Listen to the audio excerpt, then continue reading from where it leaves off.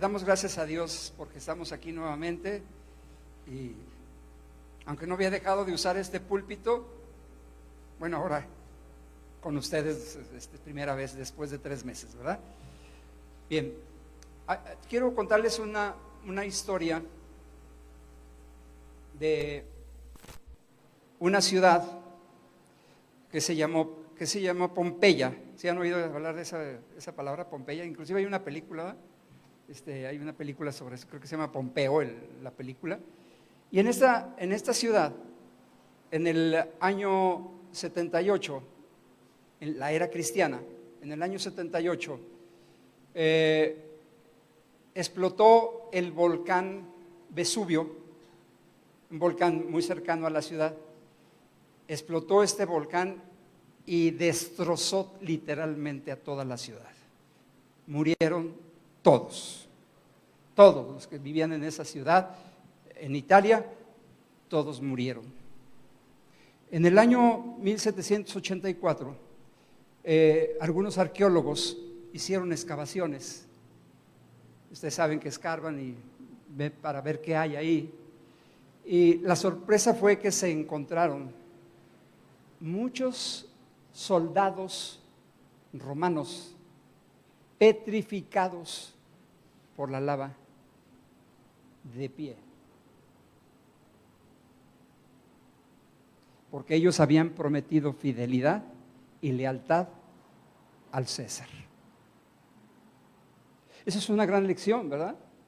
De que estuvieron firmes, leales, fieles hasta el último momento de sus vidas y estuvieron dispuestos a dar su vida por lo que ellos tomaban como su rey.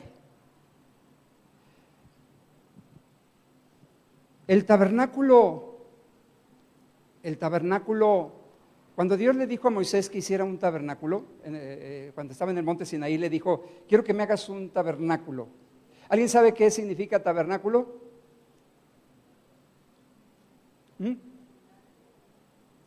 Literalmente significa una casa de campaña que es el lugar de la reunión del pueblo de Dios. Significa tabernáculo, un tabernáculo es la casa de Dios donde el pueblo de Dios se reunía alrededor de ese tabernáculo para adorar a Dios. Dios quiso de una manera muy especial, desde el tiempo de Moisés, que su pueblo tuviera la idea de que hay un lugar especial, un centro de adoración donde fuera su casa y habitara su presencia, y el pueblo llegara a ese lugar para habitar ahí alrededor en ese caso, en aquel entonces, del tabernáculo. Era una tienda, ¿sí? El tabernáculo era una tienda, lugar de reunión, ¿sí? Cuando decían vamos al tabernáculo, vamos al lugar de reunión, que es la casa de Dios.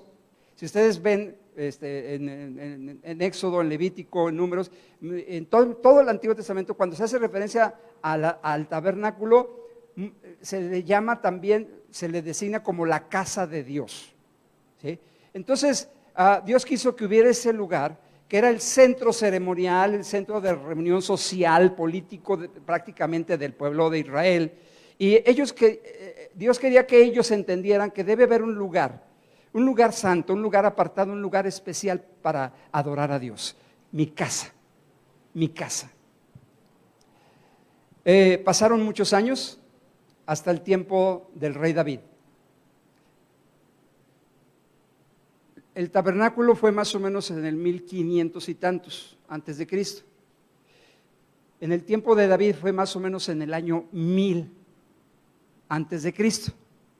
Y David quería edificar un templo. ¿Sí se acuerdan, verdad? Y aunque no se llamó el templo de David porque Dios no le permitió que lo edificara, ¿sí? Sino su hijo, ¿qué? Salomón, edificara el templo para Dios.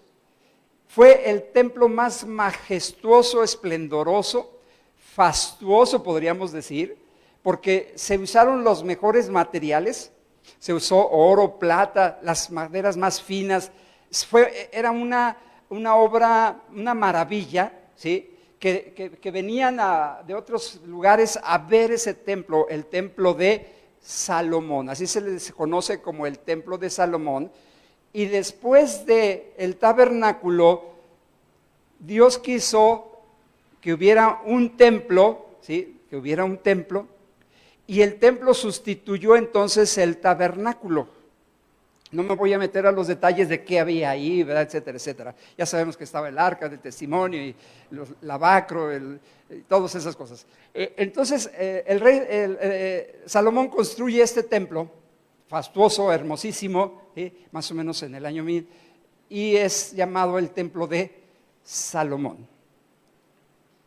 ¿Qué pasa?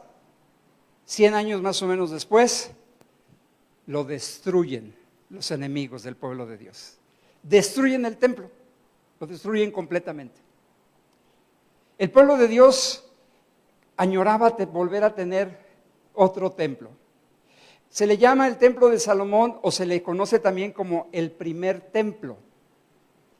Entonces ellos querían construir otro templo porque prácticamente lo habían destrozado completamente, ¿sí? Lo habían destrozado los asirios y los enemigos por 400 años estuvieron destruyendo el templo de Salomón, lo estuvieron saqueando. Ahorita me van a entender por qué estoy haciendo esta introducción. Pongan atención, esto es historia, ¿sí? Y después de 400 años, en la época del rey Ciro y del rey Darío, de los asirios, de los persas, el rey permite que el pueblo de Israel regrese de la cautividad, ¿qué? ¿Se acuerdan? De la cautividad, ¿qué? Babilónica, es muy conocido esto. Regresan de la cautividad babilónica, ¿sí? Y les da permiso al pueblo de Israel, al pueblo de Dios, que habían sido cautivos por los babilonios y se los llevaron y dejaron desolada la ciudad de Jerusalén, y les permite que regresen, porque Dios gobierna los corazones aún de los reyes y de los faraones. Y de pronto el rey que los había llevado cautivos les dice: les voy a dar permiso de que regresen a su ciudad y construyan su templo. Y regresan entonces, ¿sí? Regresan el pueblo de Dios, ¿sí? Regresan a Jerusalén y nombran a un personaje que construye el templo. Eran ruinas, le llaman en la Biblia reconstrucción, pero prácticamente eran ruinas y tuvieron que construir prácticamente todo, ¿verdad? Porque habían saqueado todo, pues había oro, plata, piedras preciosas, etcétera, etcétera. Entonces, llegan y nombran a un personaje que se llama Zorobabel. Y Zorobabel fue el que dirigió la construcción del segundo templo. El segundo templo se conoce como el templo de Zorobabel. Estamos hablando más o menos del 515 antes de Cristo. El libro de Esdras y de Nehemías antiguamente fueron un solo libro. Esdras y Nehemías era un solo libro, porque fueron contemporáneos y ellos vivieron más o menos en la misma época, y ellos se dedicaron a construir el templo y los muros de Jerusalén. Sí, se han leído esos libros, ¿verdad? Alguna ocasión. Entonces, Nehemías es catalogado como el gran líder, como un líder que supo organizar al pueblo para reconstruir toda la ciudad de Jerusalén, los muros, las puertas, ¿sí? Y restablecer el culto en el templo, ¿sí? Entonces, Zorobabel construye el templo más o menos en el 515 antes de Cristo, se llama el segundo templo. Ese templo también fue profanado, fue saqueado muchas veces, ¿sí? No lo destruyeron totalmente, no lo destruyeron. De hecho, el que lo medio reconstruyó fue Herodes el Grande o Herodes I, que es el templo donde Jesucristo tuvo mucho de su ministerio y de sus enseñanzas. Cuando Cristo vino aquí al mundo, en Jerusalén estaba se le llamaba el templo de Herodes porque lo reconstruyeron, pero no era un nuevo templo. Es decir, no ha existido un tercer templo, porque los judíos están esperando en la actualidad construir el tercer templo, pero la profecía bíblica dice que cuando ellos empiecen a construir el tercer templo, viene el fin del mundo, el reino mesiánico, porque ellos están esperando ¿a quién? Al Mesías todavía. Entonces todavía no se construye el tercer templo. En este segundo templo, en el templo de Zorobabel, los personajes que estaban ahí eran Esdras y Nehemías. Esdras viene de la cautividad babilónica y activa la construcción del templo. El que la dirigió fue Zorobabel, y construyen ese templo lugar de adoración para nuestro Dios. Y dice que cuando pusieron los cimientos del templo, del segundo templo, dice que cuando pusieron los cimientos del templo, ¿se acuerdan de eso? Está en Esdras capítulo 3. Cuando pusieron los cimientos del templo, dice que el pueblo ¿qué? Lloraba, gritaba, y otros adoraban y cantaban al Dios, y no se podía distinguir entre la alabanza y el lloro por el gozo que tenían de estar en la casa de Dios.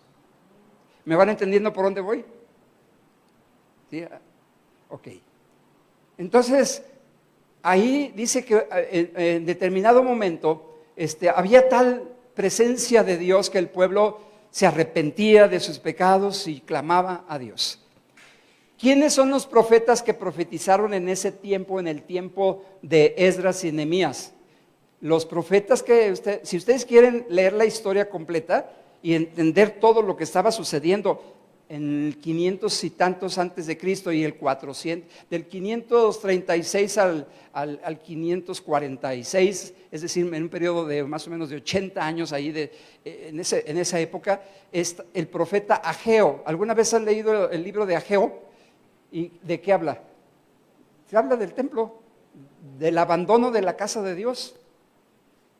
Y el otro es Zacarías. Son contemporáneos de ellos, eran los profetas contemporáneos. Esdras era un escriba, ¿sí? Era un escriba, ¿sí? Y Nehemías era un líder, ¿sí? Entonces, en ese momento construyen el templo en el 515. Después de 400 años construyen el segundo templo. Pero ¿qué creen que pasó? Que el pueblo que regresó de Babilonia después de tantos años de cautiverio, después de no tener templo por 400 años, construyen el templo y pasaron unas cuantas décadas, y en 50, 60, 70 años el templo estaba desierto otra vez. La gente, el pueblo de Dios, estaba olvidando la casa de Dios. Entonces entra Nehemías, es el pasaje que vamos a leer. Leías Nehemías 9:38, por favor. Nehemías 9:38. Si ustedes traen sus Biblias ahí ya está el mensaje. De aquí empieza el mensaje de las enseñanzas de la palabra de Dios. Me quedan 15, 20 minutos, yo no sé a ver cómo le hago. Se los voy a decir así súper rapidísimo. A lo mejor los del otro culto que ya que no tienen prisa de salir porque vienen los otros, a lo mejor me tardo más. Dice mi esposa, predícales la mitad ahorita y la mitad después. ¿Qué dice Nehemías 9:38? ¿Qué es lo que dice? Vamos a la palabra del Señor. ¿Y qué es lo que dice? Dice, a causa pues de todo esto, de todo lo que les estoy platicando, ¿sí? Habían construido el segundo templo, pero ese segundo templo, por alguna razón, lo habían abandonado. Habían dejado de ser el lugar importante de adoración a nuestro Señor. Y dice, a causa de todo esto, nosotros hacemos, ¿qué dice? Digan fuerte. Fiel promesa. El título del mensaje es Una fiel promesa. Ese es el título del mensaje. Hicieron una fiel promesa y no solamente lo dijeron, sino también lo firmaron. Lo firmaron. Ellos estuvieron dispuestos a firmar esta fiel promesa. Y yo quiero hablarle de estas fiel promesas que ellos hicieron. ¿Cuáles fueron las promesas que ellos hicieron? Porque esas promesas deberíamos hacer hoy nosotros, que estamos reabriendo el templo de Betania. Como ellos quisieron restaurar otra vez, porque Esdras y Nehemías les animaron a que regresaran a los cultos, que regresaran a la casa de Dios, que regresaran del abandono de la casa del Señor. ¿No se acuerdan que Ageo les dice: ustedes se han preocupado más por sus casas que están artesonadas en lugar de que mi casa la arreglen y la ayuden? Pues está vacía la casa. ¿Sí se acuerdan? Ageo dijo esas cosas. Es en este tiempo. Entonces ellos hicieron una fiel promesa. ¿Y la qué? ¿Qué hicieron? La firmaron. ¿Quiénes la firmaron? ¿Fueron firmados por quién? Por los príncipes, los principales, los gobernantes, por los levitas y por nuestros sacerdotes. 10:1. Los que firmaron fueron Nehemías el gobernador, hijo de Alcalías, Sedequías, y ahí está toda una listototota de todos los que firmaron. ¿Saben cuántos había en ese momento, en ese lugar? ¿Saben cuántos había? Había 42,300 israelitas, 42,300, pero había 7,000 y pico de siervos, y también había 245 cantores y cantoras reunidas en ese momento. Y todo el pueblo dice el versículo 28, capítulo 10, 28, ¿sí están? ¿Sí me siguen? 10:28, dice: y todo el resto del pueblo, los sacerdotes, ¿quién más? Los levitas, ¿quién más? ¿Los qué? Los porteros y los cantores, los sirvientes del templo, todos los que se habían, ¿qué? Porque se habían apartado de la casa de Dios y de Dios, y habían descuidado la casa de Dios, y estaban haciendo una reapertura del culto a Dios. ¿Tiene sentido ahora? ¿Está cobrando sentido el mensaje? Era una reapertura de la casa de Dios, una reapertura del culto a Dios, donde ellos hicieron una fiel promesa y la firmaron y se comprometieron. Ahorita les voy a decir cinco promesas que ellos hicieron.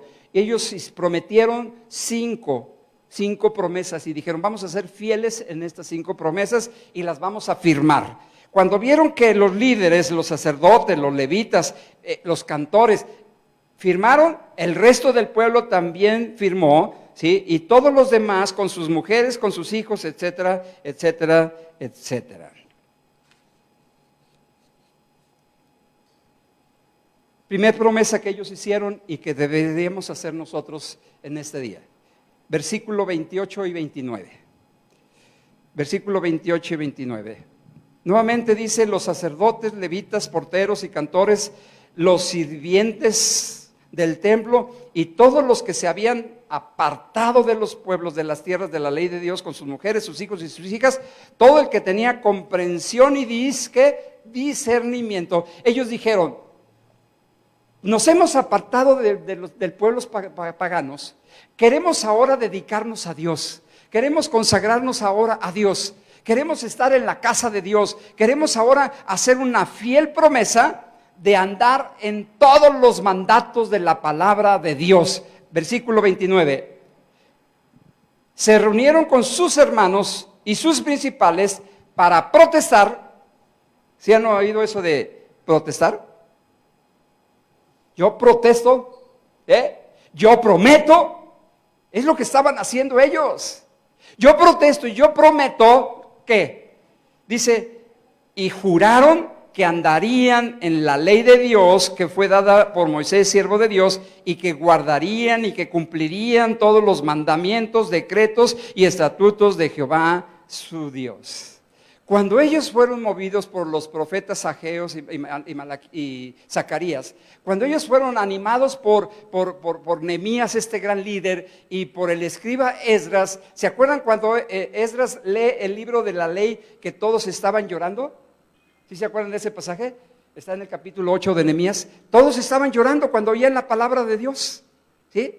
Todos estaban llorando y dice que desde el alba hasta el mediodía predicó ese día Nehemías. No fue una reunión de 1 hora ni de 2 horas, fue desde el alba hasta el mediodía. Y se aventó allí dos vigilias, ¿verdad? 2 vigilias. Y de las 6 de la mañana hasta las 12 del día. Entonces ellos, ¿qué hicieron? Estaban tan entusiasmados, tan emocionados que dijeron, después de haber estado alejados, queremos ahora regresar a la casa de Dios y vamos a hacer una fiel promesa. Prometemos cumplir todo lo que diga la palabra de Dios. ¿Habrá alguno que quiera hacer esto? ¿O cómo vienen espiritualmente? ¿Cómo vienen? Si alguno viene frío, que cayó en pecado o lo que sea, es tiempo de que esta mañana diga, yo quiero hacer una promesa de ser un buen cristiano y de cumplir lo que diga la palabra de Dios. Ellos estaban con la mejor actitud, con la mejor disposición, con la mejor voluntad, con el deseo y la determinación de hacer lo que diga la palabra de Dios. Y dice, todo lo que diga en la ley de Moisés lo queremos hacer. No ser un cristiano a medias, sino un verdadero y auténtico cristiano. La segunda fiel promesa que ellos hicieron está en el versículo 30, 10:30. En el versículo 30 dice de lo siguiente: y que no daríamos nuestras hijas a los pueblos de la tierra, ni tomaríamos sus hijas para nuestros hijos. ¿Qué es lo que estaban diciendo aquí en este momento? El pueblo de Dios había pecado desde el tiempo de manera exponencial, de manera exagerada en el tiempo de Salomón, y siempre ponían en la Biblia el ejemplo de Salomón. Acuérdense de Salomón, que él perdió su reinado y perdió todo su ministerio y su privilegio. ¿Por qué? Porque se tuvo un montón de mujeres que no eran del pueblo de Israel. ¿Sí? Ya saben que tuvo 1000 mujeres, entre concubinas y esposas, ¿verdad? Como 1000 mujeres. Y eso lo llevó a la ¿qué? A la perdición. Entonces, ¿qué es lo que estaban diciendo ellos? Prometemos no contaminarnos con el mundo. Esa es la promesa. Prometemos no contaminarnos con el mundo, porque cuando nosotros empezamos a convivir con ellos, con el mundo, ¿sí? Con gente que tiene otras creencias, ¿sí? ¿Qué pasa? Nos contaminamos y nos arrastran hacia el mundo. Hoy en día la iglesia, escúchame, la iglesia ha traído el mundo dentro de la iglesia. Muchas prácticas, pon atención, muchas prácticas de la iglesia cristiana son copiadas, prácticas, no estoy diciendo la palabra de Dios. Prácticas, costumbres, tradiciones son copiadas del mundo y las meten a la iglesia. Hoy no distingue si es una boda cristiana o una no cristiana. Hoy no distingue si es una fiesta cristiana o una pagana. Hoy no distingues, yo estuve en una iglesia donde me dijeron que, pastor, queremos presentar a nuestro bebé. Ah, muy bien. Y que me llegan ahí con el chiquillo y con los padrinos y con vestidos de gala, de fiesta, y el chiquillo con su ropón. ¿Saben de qué estoy hablando, verdad? ¿Qué es eso? ¿De dónde lo copiaron? ¿De dónde lo copiaron? Copiamos prácticas del mundo y las traemos a la iglesia. Y ellos hicieron una fiel promesa de decir, no nos vamos a contaminar, ni vamos a tomar las costumbres ni las tradiciones del mundo. ¿Por qué? Porque cuando empezamos a meter el mundo a la iglesia, perdemos toda influencia hacia el mundo. Perdemos nuestro poder espiritual para poderles hablar y testificar. No ganamos a nadie. ¿Por qué? Porque la gente dice, prefiero quedarme con mi religión, haces lo mismo que yo, pues mejor me quedo acá y acá no me dicen nada. ¿Me está siguiendo? Nos hemos amoldado a las tradiciones del mundo. Díganme, no los quiero mencionar, pero hay tradiciones, hay prácticas que son del mundo, no están en la Biblia y las usamos nosotros. Díganme si no. Y esta separación entre mujeres no del pueblo de Dios y mezclarse con el pueblo de Dios. ¿Saben qué pasaba cuando se mezclaban con mujeres que no eran del pueblo de Dios? Los hijos empezaban ¿a qué? Dice la Biblia ahí, dice, empezaban a hablar el idioma de las mujeres paganas, porque las madres les enseñaban el idioma de ellas. Pero luego no solamente les enseñaban el idioma, ¿qué les enseñaban? La religión, les enseñaban otros dioses y por eso pecaban, porque cuando nos juntamos con alguien que no es cristiano, tarde o temprano nos están bombardeando y si estamos débiles nos vamos a practicar y a usar el lenguaje y las costumbres que ellos usan. Hemos pedido toda influencia con el mundo porque nosotros estamos copiando al mundo y hemos traído las costumbres y las prácticas del mundo. Tercera promesa que hicieron, no me quedan 5 minutos. Tercera promesa que ellos hicieron, dijeron, queremos hacer una promesa, ser fieles en respetar el día del Señor. Versículo 31, ¿qué dice el versículo 31? Dice, asimismo, que si los pueblos de la tierra trajesen a vender mercaderías y comestibles en día de reposo, ¿qué dijeron? Nada qué, nada tomaríamos de ellos en este día ni en otro día que santificado y que aquel año séptimo dejaríamos descansar la tierra. Les voy a leer Nehemías 11, el mismo capítulo de Nehemías, pasen al siguiente capítulo, 11, versículo 15, 11, 15, Nehemías 11, 15, miren, quiero leérselo rápido, 11, 15, dice los, no, 13, 15, me equivoqué aquí al escribirlo, 13, 15, dice, en aquellos días vi en Judá a algunos que pisaban en lagares en el día de reposo y que acarreaban haces y cargaban asnos con vino y también de uvas, de higos y de toda suerte de carga. ¿Qué es lo que vio Nehemías? Que el pueblo de Dios estaba trabajando, haciendo cosas de sus labores. ¿Cuándo? El día del Señor. El día del Señor. Dice el versículo, sigue diciendo el versículo 15, y que traían a Jerusalén en día de reposo. ¿Y qué hizo Nehemías? Los amonesté acerca del día en que vendían las provisiones. También había en la ciudad tirios, que no eran del pueblo de Dios, tirios, ¿sí? Y que traían, ¿qué? Pescado y toda, es decir que era un tianguis en el Jerusalén, en el día de ¿qué? De reposo. Eso no era lo malo es que en lugar de ir al templo se iban. ¿Sí ven el problema? Oigan, por fin estamos en la casa de Dios y no venir, después de 3 meses.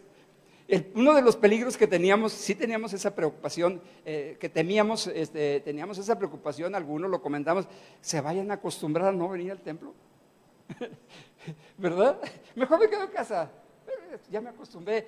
Al cabo lo veo por Facebook, ¿verdad? Y dice, los amonesté acerca del día en que vendían las provisiones. También había en la ciudad tirios que traían pescado, mercadería y la vendían en el día de reposo. ¿A quiénes? A los hijos de Judá en Jerusalén. 17.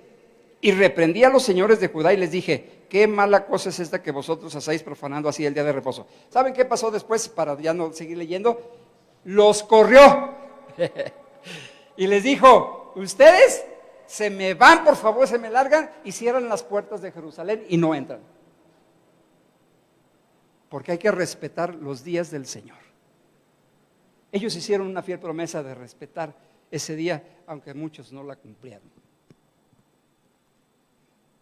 Cuarto, Cuarto, versículo 32. Ellos hicieron una fiel promesa, dijeron, con fidelidad nosotros vamos a contribuir para la casa de Dios. ¿Qué dice el versículo 32? Nos impusimos. ¿Qué quiere decir eso? Nos impusimos. ¿Que ellos qué? Ellos solos, ellos mismos dijeron, nosotros queremos cooperar. Nosotros solitos queremos ayudar.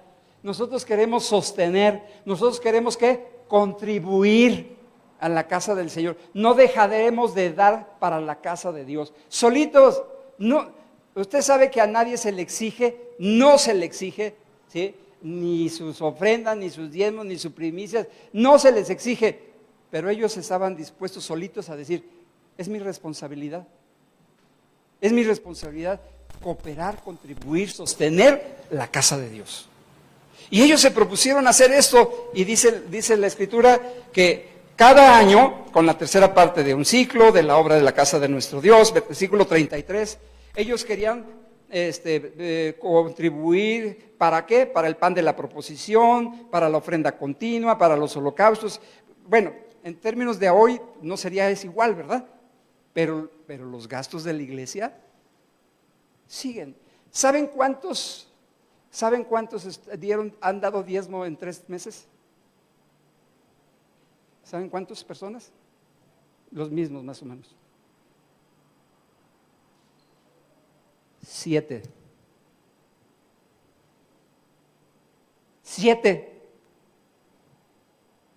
7 nada más han sido fieles.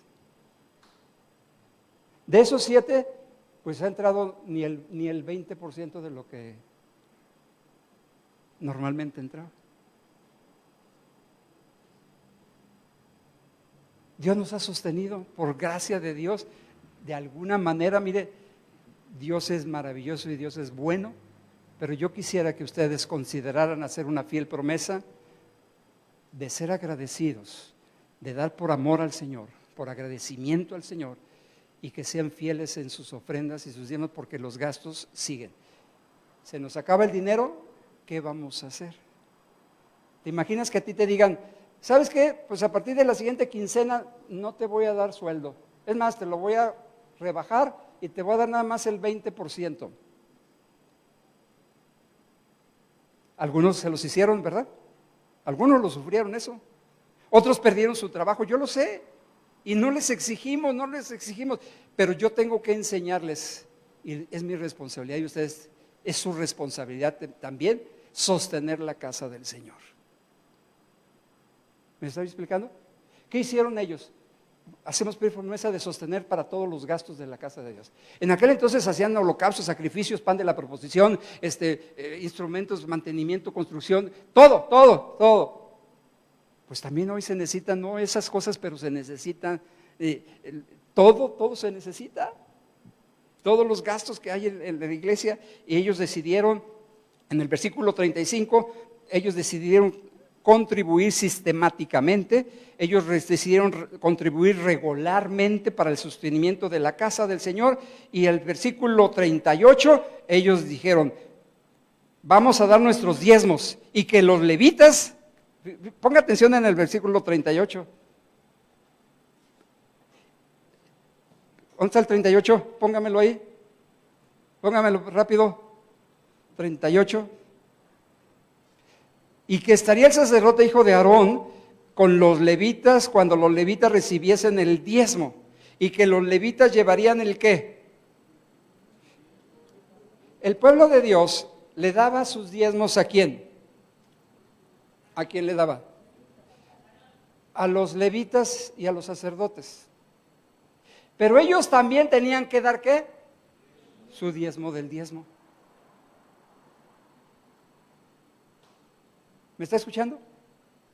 Yo soy levita, yo no tengo que dar, yo ya estoy sirviendo, es mi aportación. No, es tu responsabilidad también, cooperar. Bien.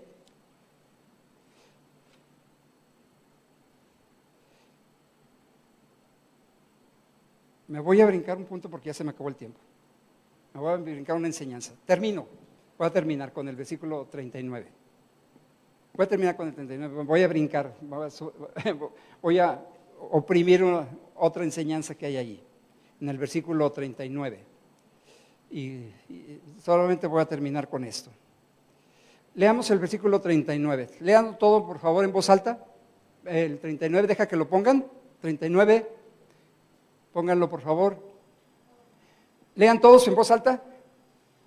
Porque a las cámaras del tesoro han de llevar los hijos de Israel y los hijos de Leví la ofrenda del grano, del vino y del aceite, y allí estarán los utensilios del santuario y los sacerdotes que ministran, los porteros y los cantores. La última promesa que hicieron ellos, ¿cuál fue? La última promesa, ellos dijeron, prometemos solemnemente y lo firmamos de no abandonar la casa de Dios.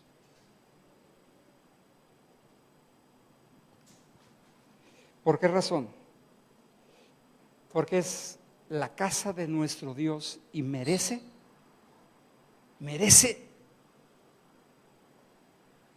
¿Dónde te salvó Dios?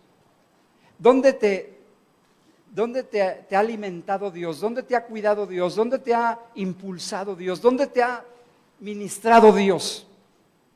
En Betania. Aquí esta es su casa. Esta es tu casa, la casa del Señor.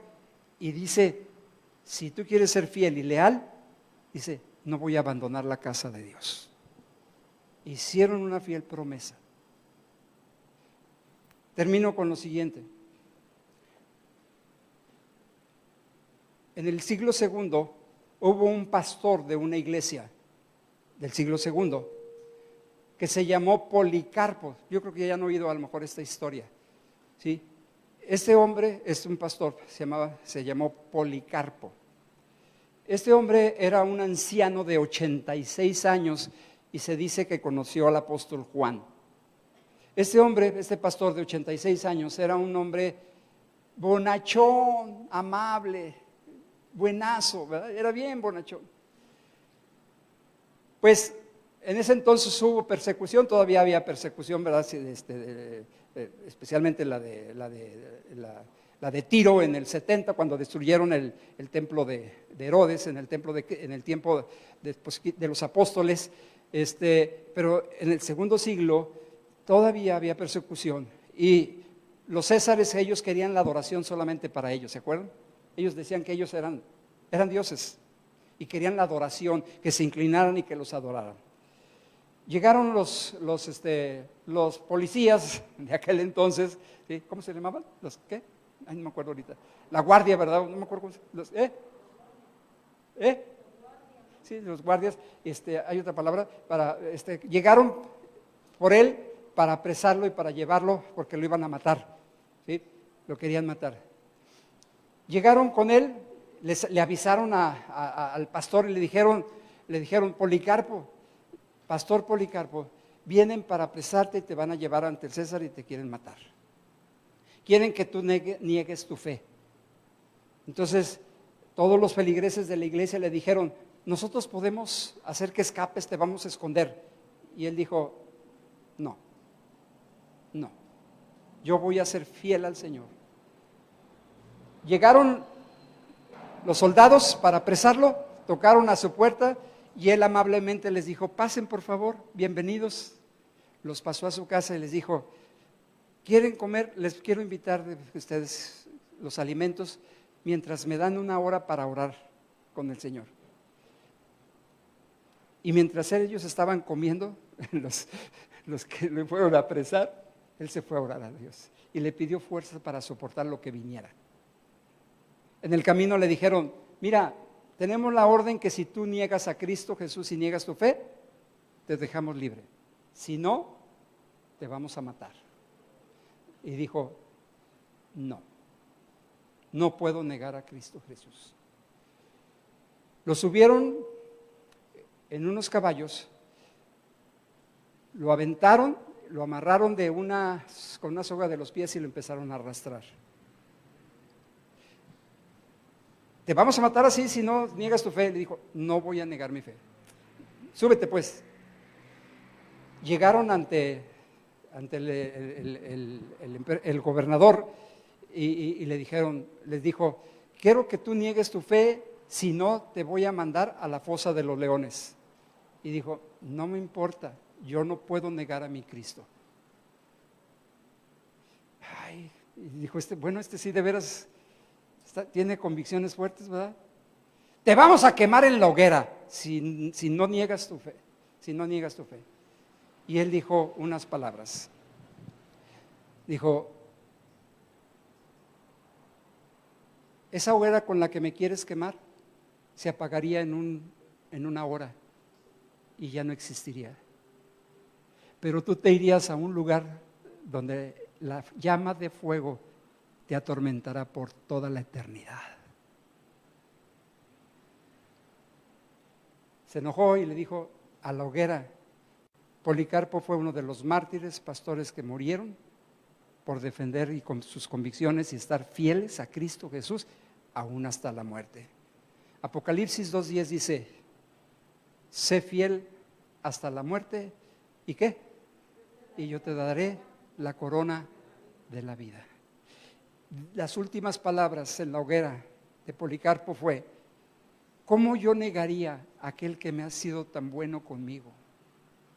¿Cómo le sería infiel a aquel que me ha dado todo?